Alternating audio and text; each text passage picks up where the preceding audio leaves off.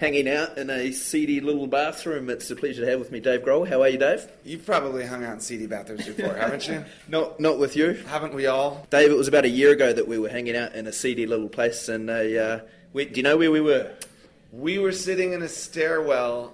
There was a nice stairwell, though. Yeah. That was a pretty nice hotel. Yeah, a lot nicer than this place. Okay. You were here for the Vultures, Crooked Vultures, about a year ago, and at that point you were saying that the Foo Fighters were always going to be having a long break at the time, and you knew that it was always going to get back together, that you had new songs written, so here you are, a year later. Yeah, I mean, while I was on that trip, I was writing a lot of the songs that are now on our new record, so...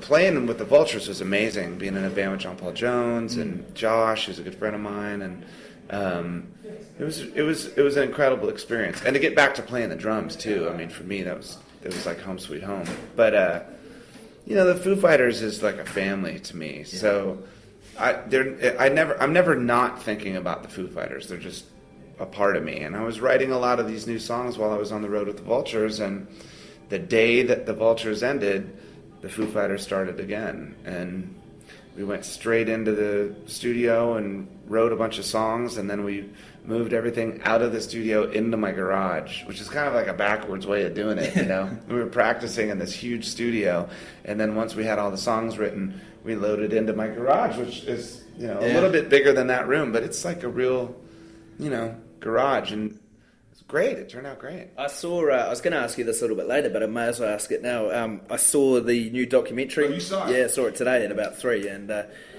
you were saying in the making of the documentary, in the making of the new album, that you took everything back to the old days. Reel to reel. Do you think now, because it seemed like you enjoyed that process of making the new Foos album, do you reckon all albums you make in the future are going to be done the same way? I hope so. I mean, there's something about recording analog to tape that really captures the personality and the character of what you're doing, because there's so much emphasis these days on perfection, which I think is wrong, Like, I'm not a perfect drummer, and I'm not a perfect singer, and I'm not a perfect guitar player, but all of my favorite bands when I was young, none of them were perfect either. Yeah. And nowadays I listen to the radio and it's like, all the drums sound like machines, and all the vocals sound like robots, and it's like, man, I want to hear like rock and roll music, Yeah, you're right. Your documentary in it, I saw a piece with you the other day saying that watching it made you feel like you were in the shower together with your band members. Yeah. I mean, it's kind of weird, like, honestly. I don't think I've ever taken a shower with the guys in the band, but when the lights came up after we had all watched it together, we definitely felt weird. Yeah. I bet. You also said a good part in it that I enjoyed. You said that when you were a kid, and I guess any kid listening now would be the same, you watch the bands play, you watch your favourite musicians, people probably watching you, Dave, going, shit, I'd love to be Dave Grohl, I'd love to play the drums, I'd love to sing. You said that you used to do that, and you'd hope and pray that the drummer would break their leg so that you could get up, play the songs, to fulfill the fantasy. Is there any fantasy that is yet for you to fulfill? I still have that fantasy, that same fantasy.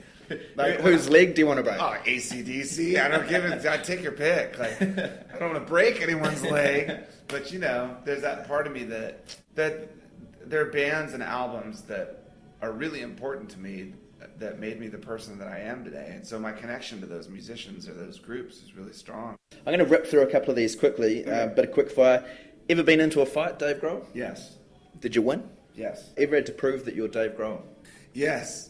It didn't work, though. They didn't believe you? No, it was at a Nirvana gig. I remember, I had the pass, I had everything. They're like, no, you ain't getting in here, kid. I'm like, come on, I'm the drummer. Is it true that you have Brian May from Queen's Undies hanging on a door in your house? Yes. You enjoy Glee, the TV program? No comment. Your first word that comes into your head, Dave Grohl's go-to dance floor move? I kind of do this thing where I drop down like a stripper really quick and then pop back up. But I'll give lap dances, just so you know. Ladies, I give lap dances. Lemmy, first word into your head. God. Slash? Can I use 2 words? Yeah. Great guy. Kurt Cobain?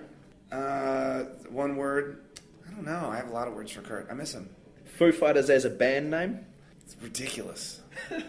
Now, very quickly on our show, there's a guy called Rog, and he plays in a band called the Ferrellis, and we just had a big competition called the Concert Eliminator, where we had 15 bands. Listeners had to eliminate one day by day, and it ended up the last two were the Foo Fighters, a trip to go see the Foo Fighters in Denmark with a mate, $1,000 cash, or see the Ferrellis play in a backyard. Do you know what the listener picked? Probably the Ferrellis, huh? What? That sucks! Yeah. Really? They over $1,000? And Denmark? Yeah, all the way from here. Screw the band. I would have gone to Denmark and taken $1,000 and had a good time. Yeah. Any stage tips very quickly? One stage tip for Dave? Keep the beer cold. Keep the beer cold. Beer cold. And Paul Lego from our show is leaving. He's 44. He's been on the show for 5 years. We do believe it may be a midlife crisis. Do you have any life advice for him? Paul, go get a life. You've been doing this way too long. I'm glad you're starting over again.